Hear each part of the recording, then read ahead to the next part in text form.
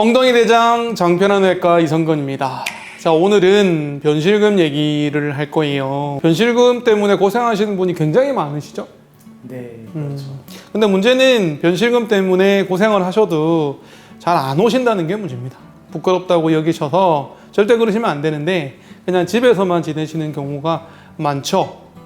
그리고 변실금이 다른 병원에 가도 마땅히 이렇게 치료에 대해서 만족도가 없기 때문에 더더욱이나 그러신 것 같아요. 하지만 오늘 이 영상을 보시는 분들은 변실금에 답이 있다는 것을 아시게 될 겁니다. 자, 오늘은 짧은 시간이지만 변실금의 A to Z 모든 걸 다 한번 얘기를 해주세요. 오늘도 재밌는 시간, 도움이 되는 유익한 설명해 주실 거라고 기대가 많습니다. 자, 그럼 변실금 얘기 시작해 보겠습니다. 질문 주시죠.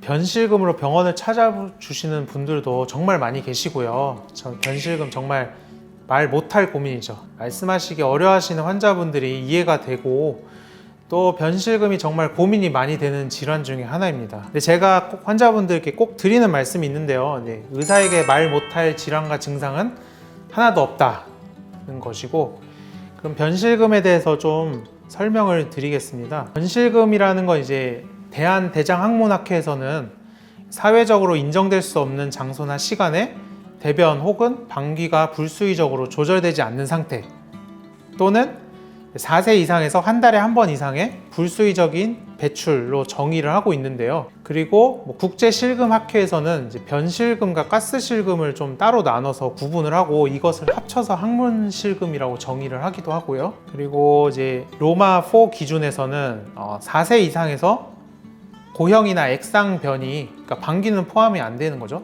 불수의적으로 흘러나오는 증상이 최근 3달 동안 있는 경우에 변실금으로 정의를 하게 됩니다. 그래서 이제 말이 어렵긴 한데요. 이제 어쨌든 최근 3달 동안 이제 변이 그냥 불수의적으로 나오는 증상이 있다고 하면은 변실금이 있다고 보시면 되고, 변실금은 또 이제 크게 수동적 변실금과 이제 절박성 변실금으로 이렇게 나눌 수가 있는데요. 수동적 변실금은 이제 자기도 모르는 사이에 변이 좀 흐르거나 묻게 되는 경우고, 절박성 변실금이라는 건 이제 변이 나오는 것을 좀 인지를 할 수 있지만 그것을 오래 참지는 못해서 화장실로 가는 도중에 흐르는 것을 말하게 되고요. 이외에도 변이 속옷에 묻을 정도는 아니지만 이제 닦아도 이제 항문에 계속 묻게 되는 이제 변 묻음 이런 것도 있는데, 이런 거는 경한 형태의 이제 수동적 변실금이라고도 볼 수가 있겠습니다.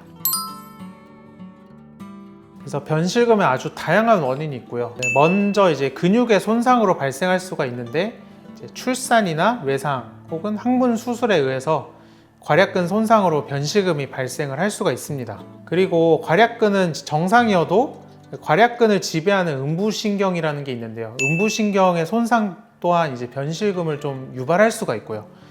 그래서 음부신경 손상이라는 게 뭐냐면 이제 분만할 때 이게 신경이 크게 이렇게 늘려진다든지, 아니면은 이제 노화에 의한 퇴행성 변화로 골반 구조가 변해서 신경이 좀 잡아당겨진다는, 아니면은 신경을 약하게 만들 수 있는 이제 대표적으로 당뇨나 이런 게 있죠.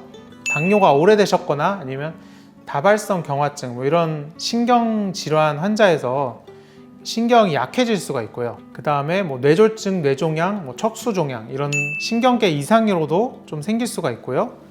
이외에도 항문 쪽에 감염이라든지 아니면 방사선 치료를 받은 병력이 있다든지, 아니면 염증성 장질환 등으로 인해서 변의 성상 자체가 설사로 변해서 이제 변실금이 나타나는 경우도 있어요. 반대로 변비가 심해서 직장 안에 딱딱한 변, 분변 매복이라고 하는데, 이런 것들이 있을 경우에는 변이 그 분변 매복을 타고 넘치면서 생기는 변실금이 생기는 그런 범라면 변실금이 나타날 수도 있고요. 이외에 이제 항문 질환으로 이제 치액이 심하다든지 아니면 직장이 뒤집혀서 탈출하는 직장 탈출증이 있다든지, 아니면 직장 안쪽에 새끼 주머니가 생기는 직장류가 있다든지, 이런 경우에도 이제 변실금이 나타날 수가 있습니다.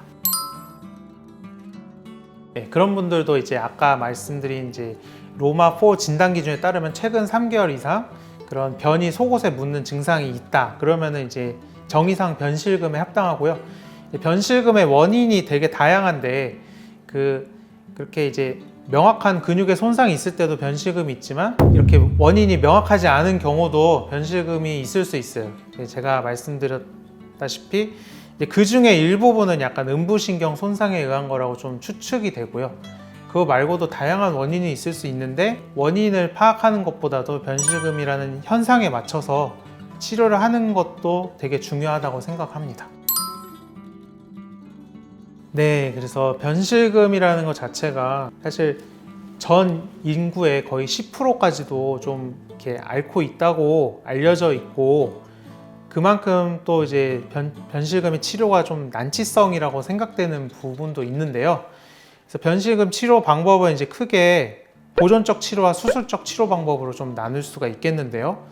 근데 우선 수술적 치료 방법의 경우는 이제 괄약근에 이제 심각한 손상이 있거나 아니면은 보존적 치료 방법으로 충분히 개선을 보지 못하는 경우에 좀 고려를 하게 되고요. 보존적 치료로도 상당히 많은 분들이 이제 증상의 개선을 보시기 때문에 먼저 변실금이 있으면은 이제 아까 말씀드렸듯이 괄약근에 심각한 손상이 있거나 그런 게 아니면은 보존적 치료를 먼저 좀 시행을 하게 됩니다.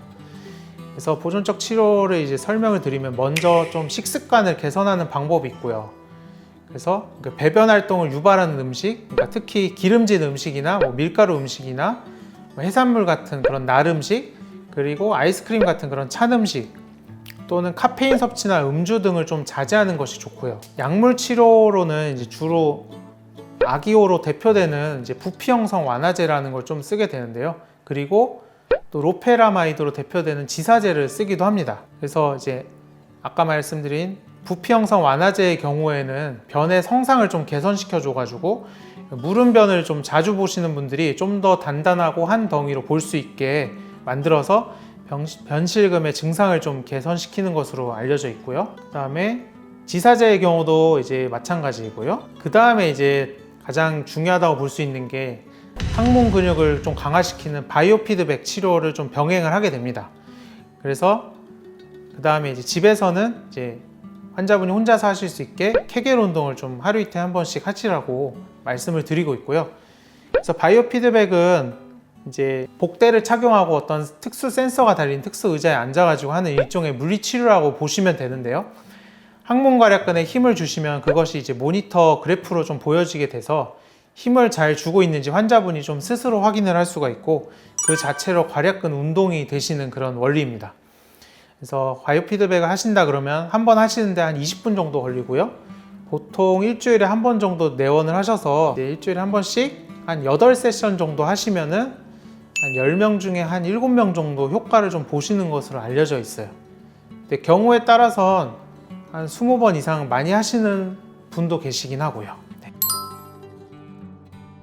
이제 어려운 질문인데요. 변실금에서도 이제 아까 제가 변실금의 원인 중에도 심한 변비가 있을 때 변실금이 있다고 제가 말씀드렸는데, 그래서 변실금과 변비가 동반되어 있는 경우도 있어요.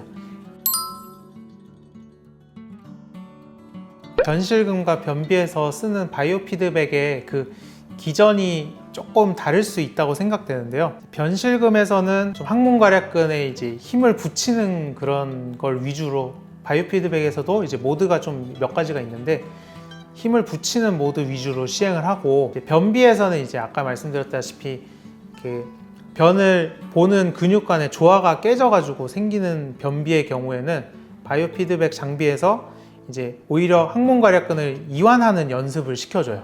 항문 괄약근 센서가 있기 때문에 그 이완하고 수축하는 게 이제 센서로 이렇게 모니터에 표시가 되는데요. 그래서 다시 정리해서 말씀드리면 이제 변실금의 경우에는 바이오 피드백 할 때 약간 항문 괄약근을 좀 조여주는 그런 모드를 위주로 사용하고, 변비의 경우에는 특히 배변장애염 변비의 경우에는 항문 괄약근을 이완하는 그런 모드를 위주로 사용을 하게 됩니다. 네, 제가 앞서 말씀드린 것처럼 변실금이라는 것 자체가 정말 일상생활에 지장이 생길 수 있는 질환이고요. 사회생활에도 지장이 생기고 마음고생도 정말 많이 하시거든요. 하지만 이런 변실금도 치료가 가능하고 치료 기술도 점점 발전하고 있으니 이제 혼자 고민하지 마시고 꼭 병원에 내원해서 정확한 진단과 치료를 받으시는 게 그런 걸 추천드리고요. 일상의 이제 불편함을 개선하고 삶의 질을 높여드리는 것도 어떤 의사의 역할이 될 수 있다고 생각을 하는데요. 환자분들의 건강한 삶을 위해서 끊임없이 노력하는 장편환 의과가 되겠습니다. 그러면 다음 영상에서 또 찾아뵙겠습니다. 감사합니다.